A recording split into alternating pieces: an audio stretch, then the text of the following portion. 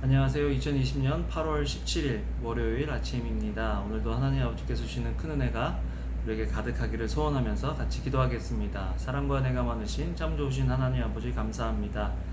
은혜를 주시는 그 큰 은혜를 우리가 받을 수 있도록 하나님 저희들 속에서 역사해 주시기를 원합니다. 감사합니다. 예수님 이름으로 기도합니다. 아멘.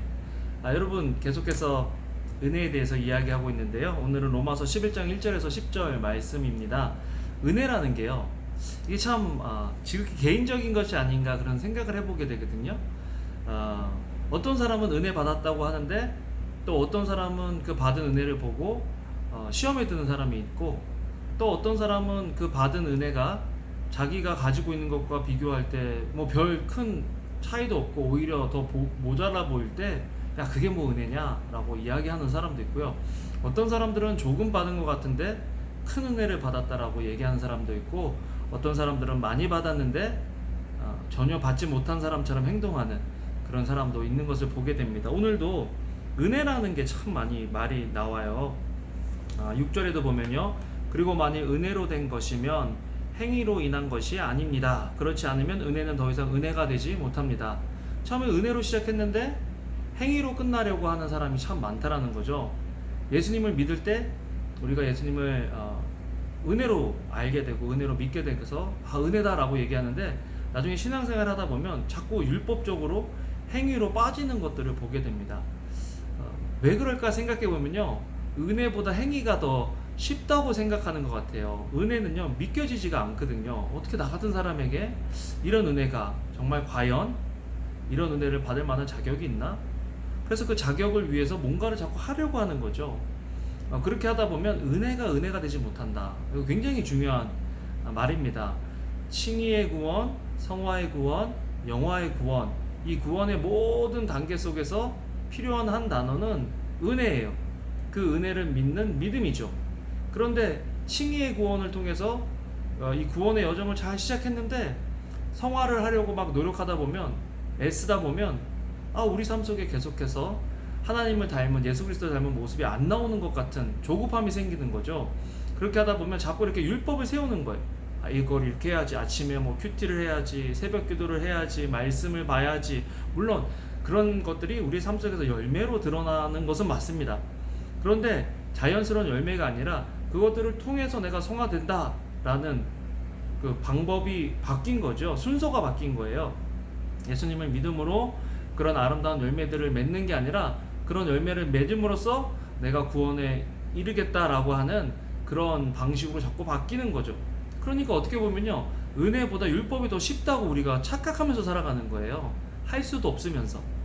그래서 지금 사도 바울이 유대인들이 잘못된 것, 유대인들이 빠졌던 잘못에 대해서 이야기하면서 믿는 우리도 얼마든지 그런 상황으로 들어갈 수 있다라는 것을 지금 로마서 후반부를 통해서 계속해서 우리에게 이야기해 주고 있는 것을 우리는 볼 수 있습니다. 그렇기 때문에 7절에 보면요, 그러면 무엇입니까? 이스라엘은 자기들이 찾던 것을 얻지 못했습니다. 오직 택하심을 받은 사람이 얻었고 나머지 사람들은 완악해졌습니다. 정말 이 사실들을 이해할 때 그러면 구원 받고도 내가 구원을 잃을 수가 있겠느냐라는 질문이 지금 로마서 후반부 10, 11에서 우리가 할 수 있는 그런 질문들이 될 수도 있는데요. 저는 또 우리 교단은 또 많은 좋은 신앙의 선배들은요 이렇게 믿습니다. 참 신자, 정말 예수 그리스도를 마음의 개인의 구주와 구세주로 모신 사람은 그 구원을 잃지 않는다라는 것입니다.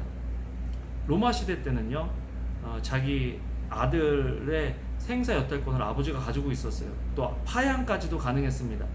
그런데 양자로 누굴 데려오잖아요. 그러면 로마 법상 그 아들을 죽일 수도 없고 파양을 할 수도 없습니다. 이게 참 신비인데요.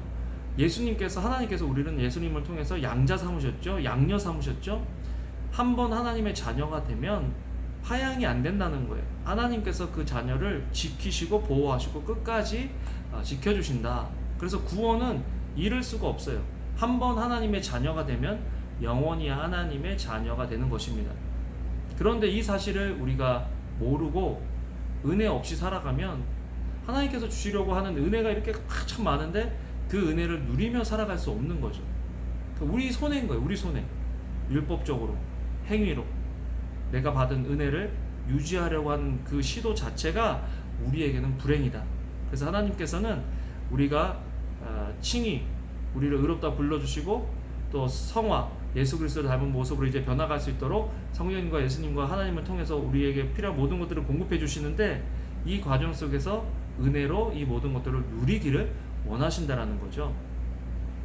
여러분, 요즘 참 코로나 바이러스로 힘들고 어려운데, 저는 이 모든 과정들이요, 예수 그리스도를 닮는 과정 속에 하나님께서 우리에게 주신 축복이라고 생각해요. 우리가 우리 자신을 돌아보고 또 바이러스 하나를 위해서 그렇게 막 점검하고 체크하는 것처럼 우리가 우리 삶 속에 침투할 수 있는 그 죄에 대해서 말씀을 가지고 이렇게 점검하고, 또 죄에 영향이 있는 것 같으면 말씀의 백신을 맞아서 성령님의 능력으로 그것들을 이겨내는 연습을 해보고, 그래서 죄와 싸워서 이기는 항체가 우리에게 생기는 거죠. 여러분, 오늘 하루를 살아가시면서도요, 은혜 안에 머무셨으면 좋겠어요. 이미 그 은혜가 우리에게 주어졌는데 그 은혜를 깨닫고 누렸으면 좋겠어요. 그렇게 하려면 은혜가 필요하죠. 어떤 은혜냐?